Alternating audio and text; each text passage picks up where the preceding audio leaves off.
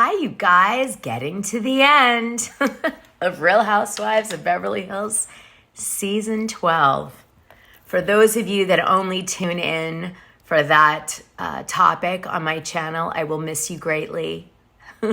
I hope you still watch occasionally something else or watch another show with me for fun.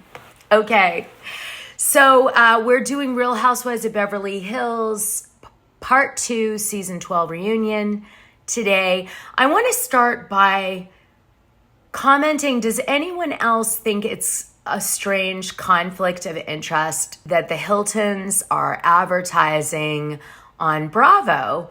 Now, Rick, I don't believe has that much involvement with Hilton anymore, but we do know that the Hilton brand works with Paris Hilton to promote the Hilton name.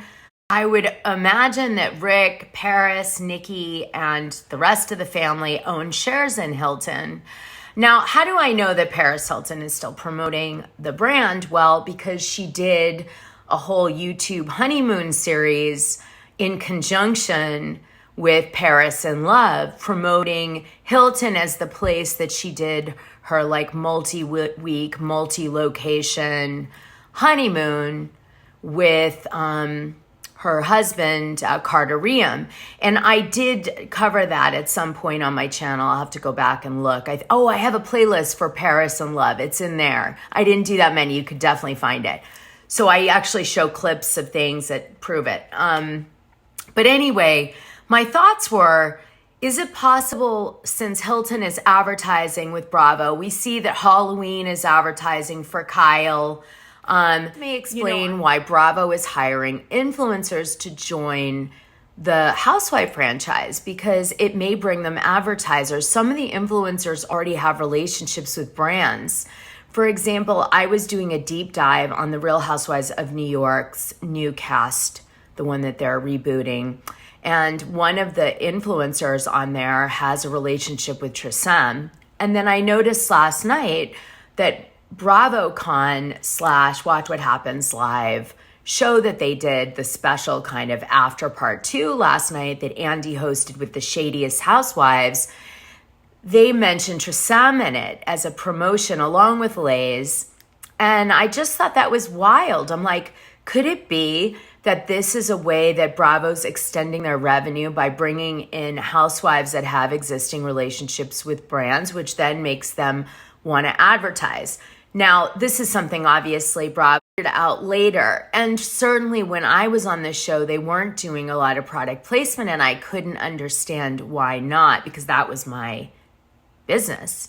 And I was shocked that they didn't. And now it seems like a big part of their revenue model. So I just wanted to say that it's possible there's a new thing in the castings, which is like, do you have relationships with brands?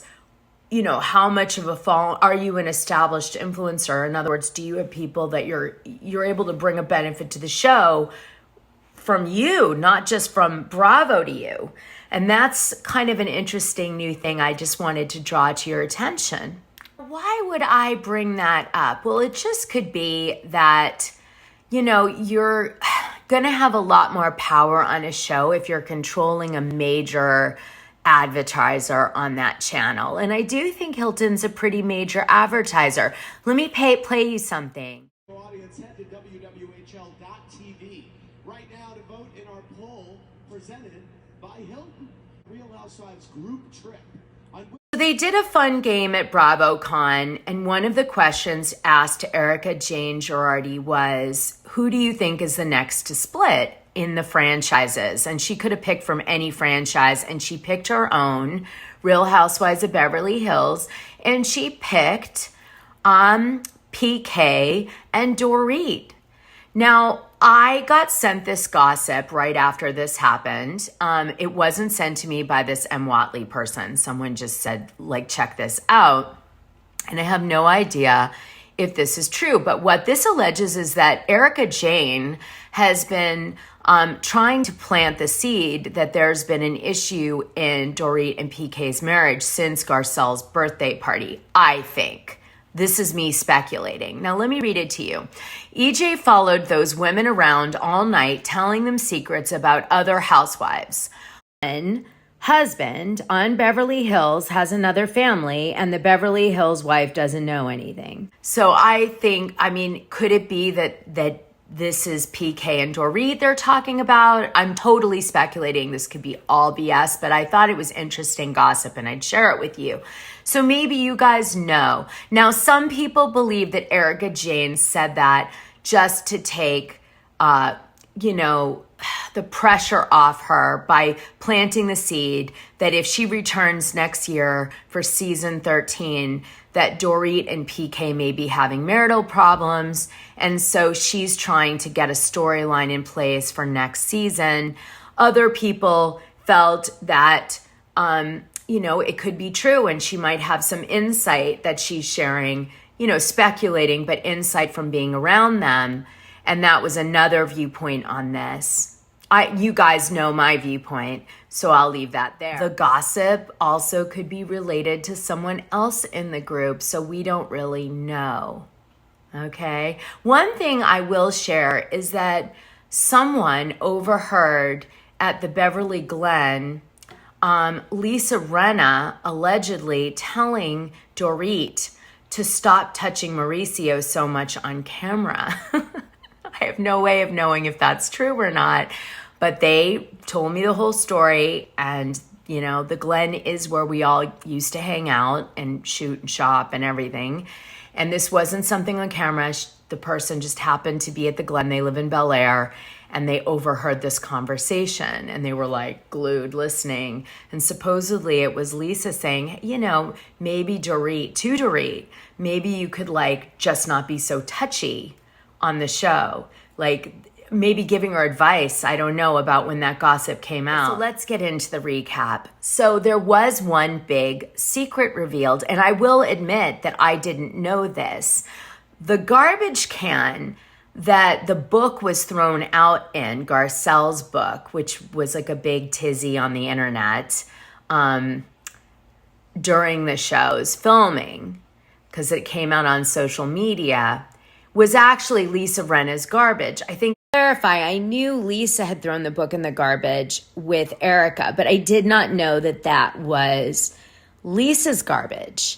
And as you can see, the phone we were all making fun of because it's from the 1982, I think, probably.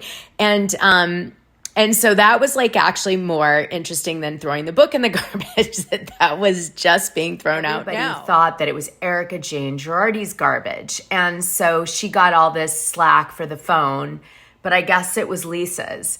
And Lisa had thrown the book out because Garcelle had mentioned Amelia Hamlin in it as it pertains to saying to Lisa, how do you think your daughter Amelia feels about you dancing constantly in your underwear and posting naked, very naked-y pictures, which she does.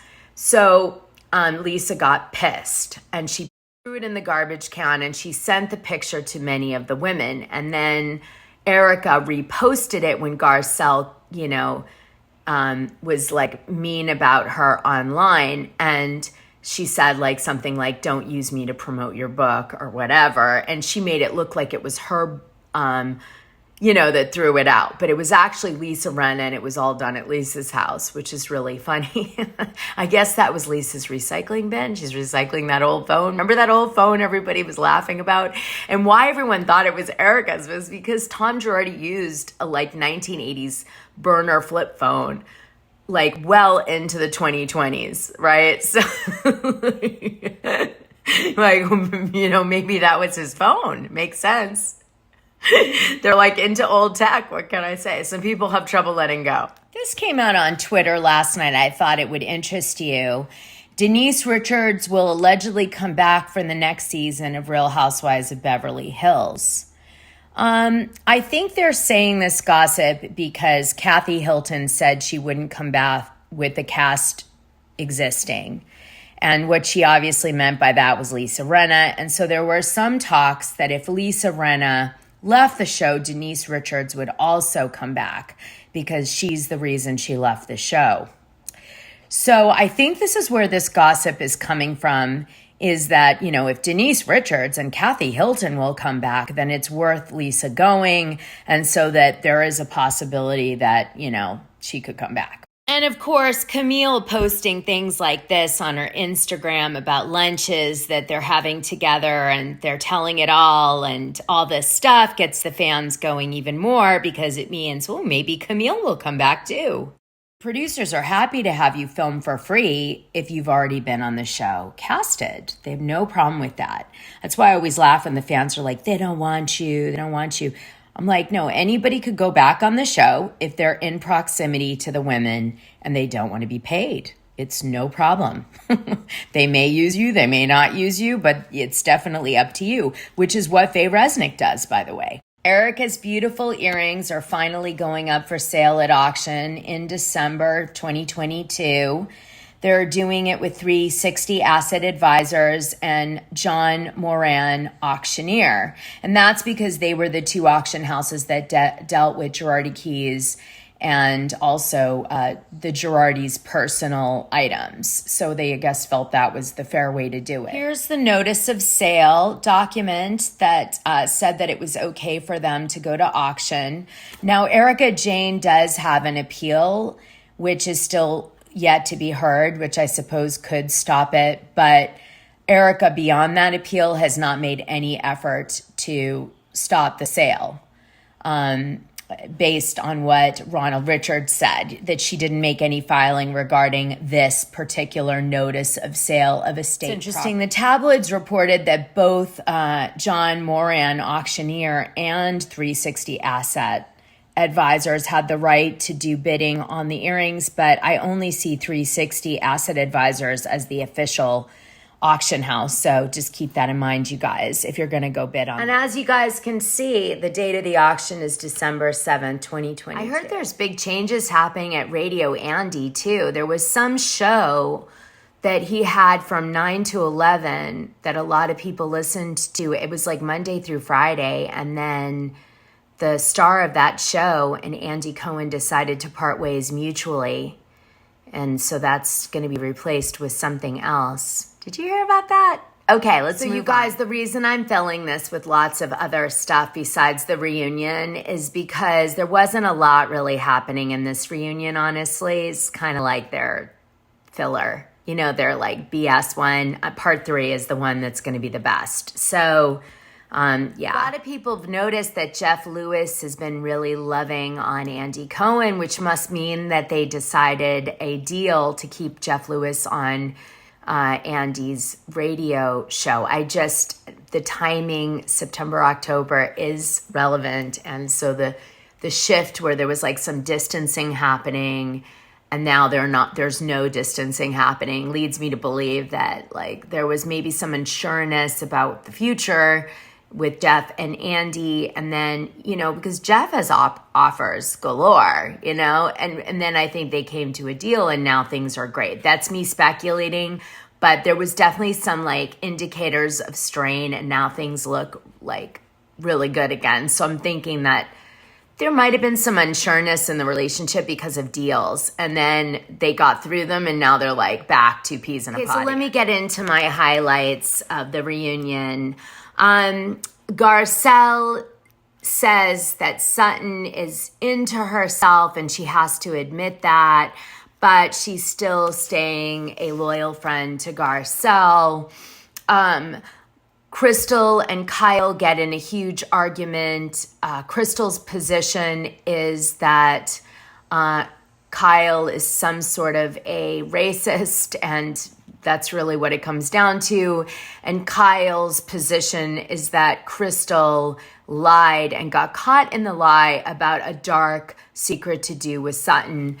You know how the story behind that, because I covered it in part 1 of Real Housewives of Beverly Hills Season 12 Reunion, a little down in the YouTube feed. Lisa says she doesn't hate Sutton. Sutton says that doesn't consider Lisa a friend, and Crystal are not seeing eye to eye because Garcelle sees it that Crystal came for Sutton in a way, and so she's trying to have Sutton's back. At the same time, Crystal's trying to say, you understand more than anyone my feelings about being uncomfortable with racist undertones or microaggression, all of these things. By the way, this is what microaggression is. So this is sort of what I guess Kyle supposedly was guilty of, racial microaggression, which is brief and commonplace daily verbal, behavioral, or environmental indignities, whether intentional or unintentional, that communicate hostile, derogatory, or negative racial slights and insults towards people of color. So that helps you understand. But I guess Crystal's also feeling it not in relationship to her color, but from in relationship to her Asian descent. So I guess it happens in every way. I'm learning on this show a lot. Okay, I had to use one of the very cool Halloween filters. Come on, it's almost Halloween. Did you see Dr. Lenny post that he's doing his Halloween party this year? You know that lots of scandalous stuff happens at that party. I don't know if you've heard the gossip, but it's in the Patreon. But needless to say, this implies that he's going to get Lisa Hochstein out of the house in time for his Halloween party, which is what he was pressuring the court to help him do. So it would seem that him and his new girlfriend are going to be hosting this Halloween party, you know, and Lisa Hochstein is not going to be at it because there's a restraining order that Dr. Lenny's girlfriend has against Lisa Hochstein. Sorry, jumping on Real Housewives of Miami gossip real quick. And so it appears he either believes he's going to have his house back on Star Island in time for Halloween, or it's already happened and Lisa's now gone. And yeah, he's going to be hosting it with and I guarantee he's going to be getting in a lot of trouble. Lots of trouble. We have some people going.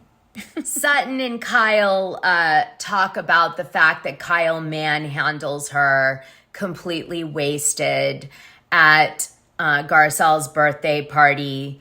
People think it's really awful how she manhandled Sutton. It was very difficult to watch. She basically says that she was hammered at BravoCon, but then on the reunion, she just felt like Sutton was making it all about her. As I mentioned, Garcelle kind of agrees that happens from time to time. But a lot of the fans didn't buy that. They were like, Sutton was just trying to connect with Diana because she went through something similar and could show her that she knows how she feels. Anyway, there was like mixed opinions about Sutton. People saying that Sutton was kind of a starter of things, like, you know, looking for people's Achilles heels to call out on the show. And other people felt like she was just, you know, saying what she was thinking. So the question is, you know, was this stuff coming from the heart or was it meant to be digs? Another instance of that is Dorit and Sutton get into it a little bit. Sutton apologizes to Dorit for saying, you know, I didn't have a gun put to my head, you know, but I have my own problems and, you know, I'm dealing with issues of getting my designer in and all that stuff. And Sutton apologized and said it was a huge regret saying that and that she wished she'd never said that, you know, it was very insensitive and she felt like really apologetic for that comment. Fans thought that Sutton was just triggered by her father committing suicide with a gun, and that was like a trigger. So she kind of like turned off, like some defense mechanism kicked in, which is why she didn't react more normal to that situation. Now, if you've watched my lives, you know that the gossip was actually that Sutton was drinking a lot during this period of time and that the women were trying to call it out on the show, but that storyline never got picked up by the producers. And so there was some speculation that maybe that also was the reason that it wasn't computing as well as it probably would have at that time. In fact, so as early as Palm Springs, they were allegedly trying to call out Sutton as maybe drinking too early in the day or something, and trying to say she had an issue. But that didn't stick. Erica's stuck, right, with her drinking and mixing it with meds because she was way more obvious. But the women did try to get that to be a storyline on the show, and it never happened. So that's some cool insight for you guys. You can decide if you believe it or not. You know, some of the fans were like, I think that was just to get it off Erica. And some of the fans were like, no, I could see that in her behavior. You know, you don't have to be like fall down drunk to have like a drinking issue in the morning, but it might cause you to react to things a little bit different than you would if you were completely sober. By the way, I'm almost 90 days sober, but it's only for a cleanse. Yeah, in November, I'm going to drink again. In fact, I'm going to be hosting a party episode of the podcast. I'm really excited. Those are always very messy. Garcelle talked a little bit about her encounter with Bill Cosby from her book. This is an excerpt from her book. I felt like when I got to his brownstone, meaning Bill Cosby, that I wasn't the only one there besides him, Beauvais told Smith. There was something eerie about not knowing if there's anybody else in the house, and then having you know him, asking me if I want a drink, and I wasn't a drinker. So it was all those things, and then something told me, get out of there, and that's exactly what I did. This was taken from an interview with Garcelle for Vibe periodical. Anyway, Garcelle wants to make it clear that Sutton is not a liability for her. She sticks up for Sutton. That's her girl. And frankly, Erica, Lisa, Kyle, and Dorit have notably done it for each other. And she doesn't understand why her sticking up for Sutton is any different than them sticking up for each other. And she's basically pointing out, like, don't be pissed at me if I'm making my own clique within the group because you know, are not open in your clique for new members. That's basically where she's coming from. You know, they snoozed in the beginning on incorporating Garcelle into their group, and instead they tried to push her out. And so she retaliated with creating her own group of friends. And now it's like there's two camps. But their camp, the Dorit, Erica, Jane, Lisa, and Kyle camp, is getting splintered, and soon there may not be that much left. Mellon camp announced that she has stage 2 skin cancer on one mole, and she's going to be seeking treatment for that. She was hanging out at BravoCon with Kyle a lot. She got in a big fight with Heather McDonald because she said to Heather that, Heather was the reason that Tamra had all of these, issues and problems. And Heather was just like, why are you inserting yourself in my situation with Tamra? We are in a good place. If you guys recall, Tamra went on Heather McDonald's show and did an interview, and she ended up getting sued by her ex over it. And so did Heather. And then they had to go through all this crap, and it got settled and resolved. But, that caused a bit of tension between Tamra and Heather, obviously. No one's fault, just went down that way, because Tamra said something shocking on the show. I won't say what it is because I don't want to dig up all that stuff for them again. But so I guess Heather was in a good place, and then Teddy decided to insert herself and be like, you caused lots of problems for Tamra, and like started with Heather, and Heather was like, excuse me? Like, who the hell are you? Like, why are you coming for me? So I don't know. That ended up happening. Hopefully both, Heather and Tamra get listens over it. Lisa Rinna is yelled at by Andy for having impulsive posting on her Instagram and spilling tea. He's really pissed because he doesn't want the gossip to get out before the show does, because then Lisa actually gets all the attention and Bravo doesn't. That actually is 100% the truth. I was like, Lisa, just keep being impulsive, because people like me want to see it before the show so we can get insight into what's happening behind the scenes. But anyway, there was all this blah, blah happening about that. And Garcelle has not I heard Erica was flirting with some fans at BravoCon. I also heard that they're starting to shoot soon, very, very soon. So that's interesting. I think maybe even already soon, a little bit. Yeah. Main shooting, I think, is supposed to happen in November, but I heard that there was a little touchy-feely happening with the cameras. So Kathy arrives in her Barbie core pajamas, and we know she wears a Barbie core dress, so she's taking advantage of this hot trend in fashion right now. Although I just want to say I was the original Barbie girl, and I've loved Barbies always, and I've never not loved Barbies, so I'm more loyal to the Barbie core movement. Okay. She really tells me with this arrival that Paris Hilton and Nikki are helping her definitely behind the scenes for sure. Nikki Hilton commented that she doesn't like the mean-spirited nature of the show as it is now. I thought that was funny. But yeah, Kathy is definitely not just being herself. She's planning. This has all been planned out very carefully. And I assume part 3 will be perfectly orchestrated by a pro like her. I'll end this video with this. Kyle says, I'm effed.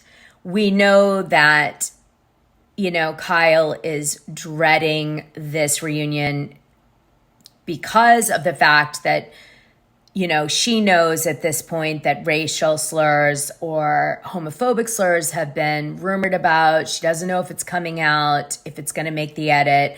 She also knows that her sister definitely blames her. Her sister's blaming her, Kathy, for not sticking up for her more on the show or letting her promote her tequila. She's scared of facing Kathy on all those fronts. She's got Farrah's wedding on her mind. Will Paris and Nikki go? That's important to Kyle for a lot of reasons, right? Because I think, you know, it'll be covered. If Paris and Nikki are there, it helps her wedding. Not just from a family perspective, but a totally pretentious one, like tabloid coverage, etc. So, like, she wants that to come off as a united front. She's also scared Kathy could bring up things if she wanted against Kyle, if she chose to go that route. So Kyle doesn't know at this point what's about to be said by Kathy, if she's going to go for Kyle or Lisa. And I think, you know, Lisa's plan at this point is to try to get the stuff that Erica leaked out on the reunion, but also, if that doesn't happen, focus on the fact that Kathy allegedly said she was going to destroy Kyle and that the show was in her control and that really she could take over the show anytime she wanted with her power. And so it's just not, I mean, Kyle is really, truly stressed. Zero acting from Kyle at that moment in part 2 of the reunion. It is true stress. And being that I've been in a reunion, I can tell it is such an adrenalized experience. You're so hyped and you want to get your best words out and hope that it gets in the edit, and you want to perform so it gets in the edit. It's like the Super Bowl for probably like an NFL team. And so for these women, it's the make or break for that season for them. It's like the fans are going to remember that. So I don't know. I felt for Kyle in this moment. Kathy seems to think, much as Lisa's alluding, that she's got full control. She shows up calm in her Barbie outfit, ready to take over. Remember, you guys, nobody had seen the last 3 episodes of the show when they went into the reunion. So the question I end this recap with you on is, do you think that Kathy Hilton, who said, by the way, she won't come back if it's the same cast, I just want to point that out. Do you think that Kathy Hilton believes that it is her show over Kyle's at this point? Comment below. I saw some people talking about Garcelle doing an investigation and getting a report back. on who did the bots. I just want to say at BravoCon, Sutton admitted that she was doing an investigation. Garcelle said she was doing a separate investigation. We know Diana's doing some sort of legal, I don't know, subpoena of who was behind the bots.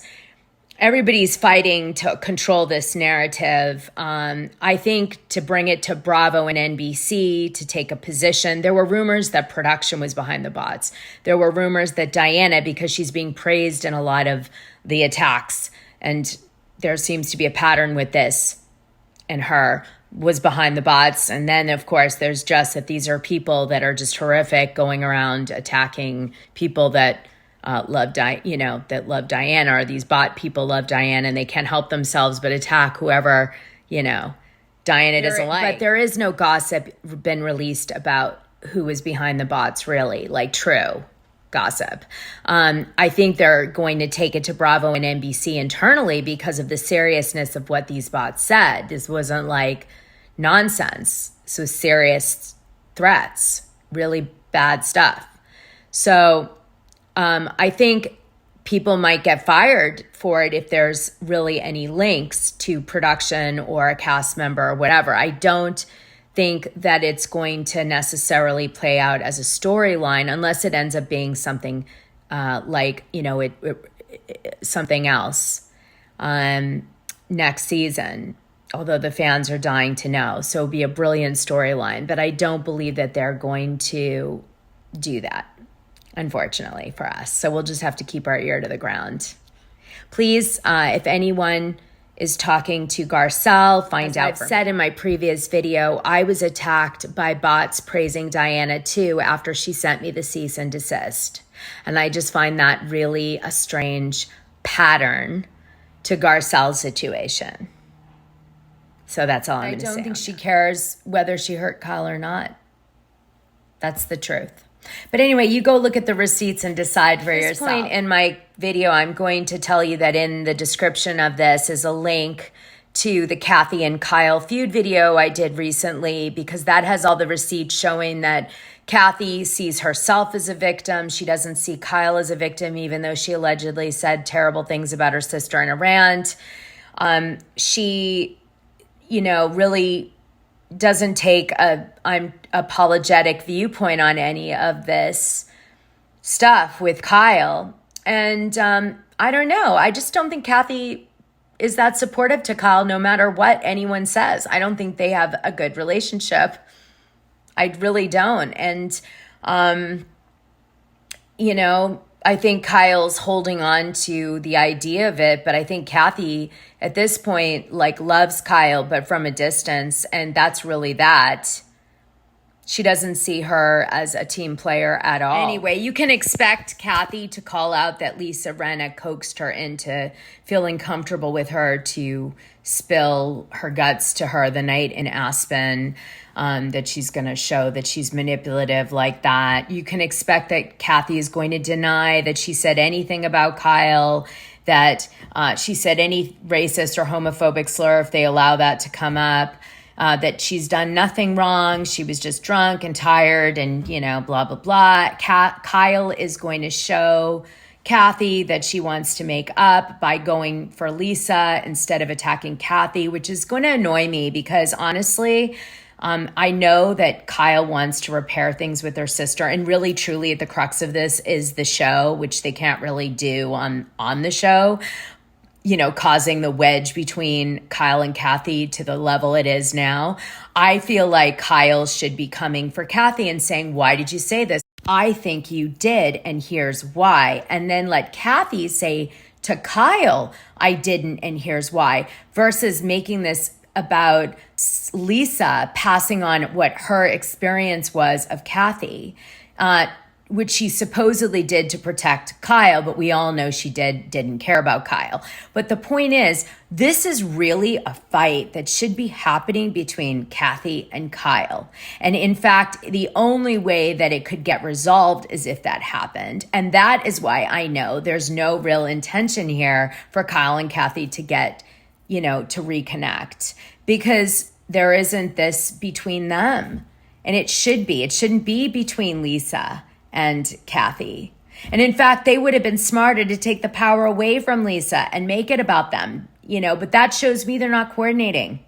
So a friend of mine is making these into Halloween costumes, and I thought that was hilarious. This is my shirts. You can find them in the description. Okay, you guys, happy Halloween. Talk to you next week. I know it's not Halloween yet, but I'm just so excited. Okay, bye.